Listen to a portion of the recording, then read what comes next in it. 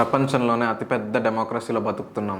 ఇంతమంది క్రిమినల్స్ని పార్లమెంట్లో పెట్టుకొని మనం నిజంగా డెమోక్రసీని ఫాలో అవుతున్నామంటారా? ఎక్స్టార్షన్స్ చేసేవాళ్ళు, రేపిస్టులు, మర్డరర్లు వీళ్ళందరినీ పార్లమెంట్లో పెట్టుకొని మనం నిజంగా డెమోక్రసీలో బతుకుతున్నామంటారా? ఇక్కడ సాడ్ థింగ్ ఏంటంటే వాళ్ళని మనమే ఎన్నుకున్నాం. ఇంకా నుంచి అన్నా మనకు మనం అబద్ధాలు చెప్పుకోవడం మానేద్దాం. Indian democracy is not broken, it's been hijack. Rebel Voice లో మీకు నేను కొన్ని నమ్మశక్యం కాని నిజాలు ఈరోజు చెప్పబోతున్నాను. జాగ్రత్తగా విను. ఇండియన్ డెమోక్రటిక్ రిఫార్మ్స్ ప్రకారం లోక్సభలో 43% క్రిమినల్సే ఉన్నారు. ఏదో దొంగతనమో ఎవరినో కొట్టడమో లాంటి చిన్న కేసెస్ కాదు. We're talking about corruption, we're talking about crime against women, we're talking about murder. నీకు అర్థమవుతుందా? జైల్లో ఉండాల్సిన వాళ్ళు 230 మంది ఉన్నారు పార్లమెంట్ లో. అసలు యూపీ, బీహార్ లో ఈ మధ్య పొలిటీషియన్ మీద కేసెస్ జోక్స్ అయిపోయాయి. ఎన్ని కేసులు ఉంటే అంత గెలిచే ఛాన్స్ ఉంటుంది అనుకుంటున్నారు. అక్కడ ఒక క్యాంపెయినింగ్ స్ట్రాటజీ అయిపోయి అక్యూజ్డ్ పీపుల్ పాలిస్తున్నారు మనల్ని పార్లమెంట్. అసలు క్రిమినల్స్ కి పొలిటికల్ పార్టీస్ లో టికెట్స్ ఎందుకు ఇస్తున్నారు? ఆనెస్ట్ క్యాండిడేట్స్ ని, యంగ్ మైండ్స్ ని, సొసైటీలో గౌరవం ఉన్న వాళ్ళని ఇగ్నోర్ చేసి క్రిమినల్స్ కి ఎందుకు ఇస్తున్నారు టికెట్లు? ఆ క్రిమినల్స్ డబ్బు బలాన్నే కాకుండా జనానికి భయాన్ని కూడా పంచిపెడుతున్నారు. ఊర్లలో వచ్చే నెగిటివిటీని కులాలతో కవర్ చేసుకుంటున్నారు. సిటీస్ లో వచ్చే నెగిటివిటీని పిఆర్ టీమ్స్ తో కవర్ చేసుకుంటున్నారు. మీడియా గొంతు నొక్కేస్తున్నారు. పొలిటికల్ పార్టీస్ కి క్లీన్ స్లేట్లు ఉన్న వాళ్ళు వద్దా? గెలుస్తాడని చెప్పి క్రిమినల్స్ కే ఇస్తారా సీట్లు? అదేనా మీ సిస్టము? అండ్ మన సొసైటీ కూడా దానికి తలుపుతుంది. క్రిమినల్స్ కి టికెట్స్ ఇస్తుంటే ఎలక్షన్ కమిషన్లు గొమ్మన ఎలా ఉంటున్నాయి? ఓటర్ ఎడ్యుకేషన్ అంటే జోక్ అయిపోయింది వాళ్ళ.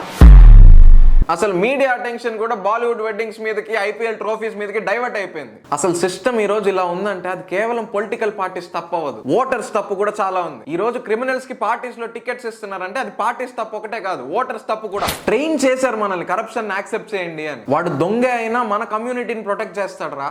వాడు దొంగ అయినా మనకు రోడ్లు వేసాడు రా. కాస్ట్ ని, రిలీజియన్ ని, నేషనలిజం ని ఒక ఎమోషనల్ మ్యానిపులేషన్ లాగా వాడుకుంటున్నారు.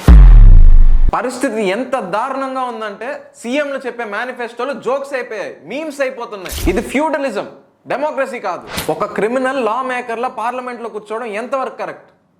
మీరు నాకు కమెంట్స్లో చెప్పండి. దీనివల్ల వచ్చే కాన్సిక్వెన్సెస్ కూడా మీరు నాకు కమెంట్స్లో చెప్పాలి. మనల్ని ఎప్పుడు ఎవడో హీరో వచ్చి కాపాడు. మనకి కోపం ఉంది, మనకి పర్పస్ ఉంది, మన దగ్గరే నిజం ఉంది, అన్నిటికన్నా మించి మన దగ్గర వాయిస్ ఉంది. ఈ జనరేషన్ కనుక రెబల్ అవ్వకపోతే అసలు నెక్స్ట్ జనరేషన్ కి ఫ్రీడమే ఉండదు.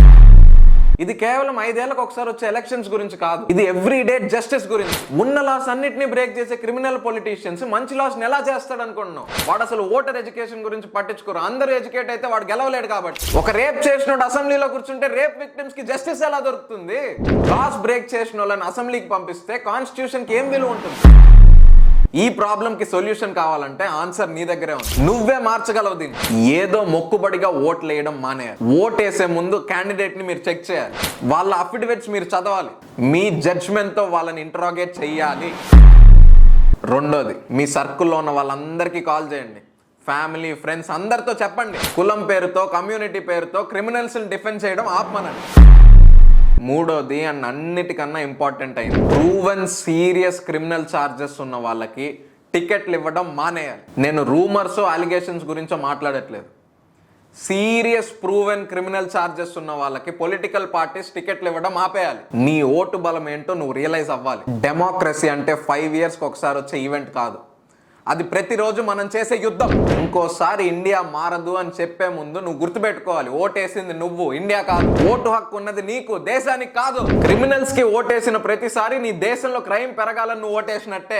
ఇలాగే దొంగలకి చప్పట్లు కొట్టావో రేపు నిన్ను బానిసల్ని చేస్తాడు. కాపాడడానికి ఎవ్వడు రాడు. నువ్వే లేవాలి, నువ్వే అరవాలి, నువ్వే రెబల్ చేయాలి. ఇలానే ఉన్నామంటే రేపు పొద్దున్న టెక్స్ట్ బుక్స్ లో చూసుకోవాల్సి వస్తుంది డెమోక్రసీ అంటే ఏంటి అని. Strictly say no to crime wearing the crown. మళ్ళీ చెప్తున్నా, గుర్తుపెట్టుకో, నిన్ను కాపాడడానికి ఎవ్వడు రాడు. నువ్వే లేవాలి, నువ్వే అరవాలి, నువ్వే రెబల్ చేయాలి. కలుపుని పీకడానికి ఎవ్వడు పర్మిషన్ అవసరం లేదు. వాళ్ళు చెప్పిన ప్రతి అబద్ధాన్ని కాల్చాలి. వాళ్ళు నాటిన ప్రతి కలుపుని పీకేయాలి. నిజమైన డెమోక్రసీ కావాలంటే గుర్తుపెట్టుకో, be loud, be unapologetic, be rebel.